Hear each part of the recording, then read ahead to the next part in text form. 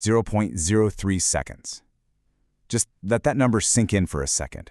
That is the exact margin of the closest, most heart-stopping photo finish in Moto3 history that we just witnessed at the 2026 Thai Grand Prix. 3/1000ths of a second. That's all that separated victory from defeat after 19 grueling, absolute punishing laps under the brutal Southeast Asian sun. Welcome to This Explainer. Today, we are breaking down every scorching, high-speed moment of the Moto3 season opener from start to finish. We're going to dive into the blistering qualifying pace, the devastating track conditions that totally dictated the strategies, and the tactical masterclasses that made this epic race an instant classic.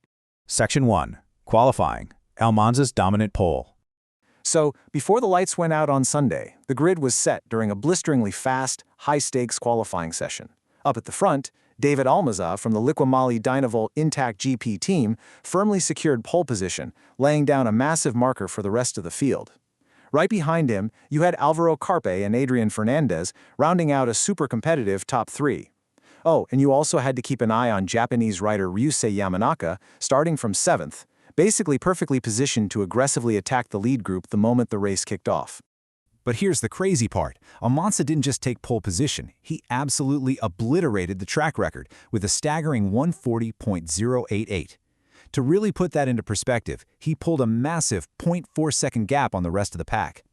Now, in the Moto3 class, where these young, hungry riders are usually separated by mere fractions of a tenth of a second, a 0.4-second advantage is literally light years. It sent a very clear message to the paddock about his sheer, undeniable pace on that KTM. Section 2. Harsh environment. Scorching Thailand. But, as we all know, raw speed on a single flying lap was never going to be enough to win on Sunday. Why? Because the riders were stepping into an absolute crucible. The air temperatures on race day hit a stifling 34 degrees Celsius, but the track temperature, the literal black asphalt these bikes are riding on, reached a tire-melting 51 degrees. Over the practice weekend, it even peaked at 60. It was a suffocating, extreme environment that ruthlessly punished the machinery and the athletes alike. Which meant the biggest enemy out there wasn't actually the other 20-plus riders on the grid. No, it was thermal degradation. For those newer to the term, that's the rapid loss of tire grip and overall performance caused by extreme track temperatures. The teams were forced into a serious corner. How do you manage the intense thermal stress on those Pirelli one-make tires over a grueling 19 laps? It instantly shifted the entire vibe of the race from a flat-out sprint to a highly calculated battle of endurance. Section 3. Early race. Lead battle and drama. Right, so all those careful tire management plans, instantly tested by the sheer unbridled aggression of the opening laps. The race kicked off with pure chaos. Maximo Quills rocketed from 4th on the grid to immediately battle Almanza for the lead on lap 1, desperate to assert dominance early. But then, disaster struck. On lap 2, Ryusei Yamanaka suffered a heartbreaking crash at turn 5 while actively fighting for 3rd place.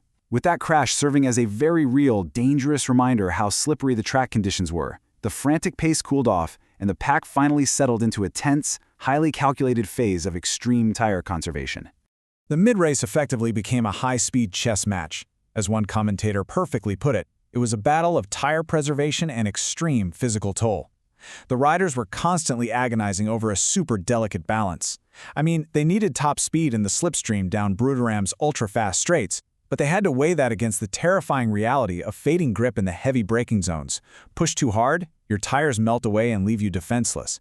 Save too much, you lose the slipstream draft altogether and just drop out of contention. Section 4. Historic Deathmatch. The last corner. 19 laps of agonizingly managing degrading tires and boiling engines all came down to a fight to the bitter end between two riders who absolutely refused to give an inch. On the final lap, Almanza found himself leading, but with Quilles glued right to his rear wheel. With his tires completely cooked at this point, Almanza had to ride an absolute defensive masterclass through the very last corner to hold off the charge. He parked his KTM right on the apex, totally shutting the door and giving Quilles literally nowhere to go on the brakes. Exiting that final turn, it was just a pure drag race to the checkered flag. You had Almanza holding the inside line, frantically pushing his heavily degraded rear tire to the absolute limit, just praying to find traction.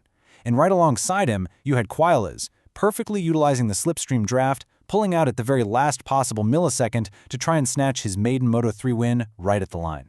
Two riders, side by side, engines screaming.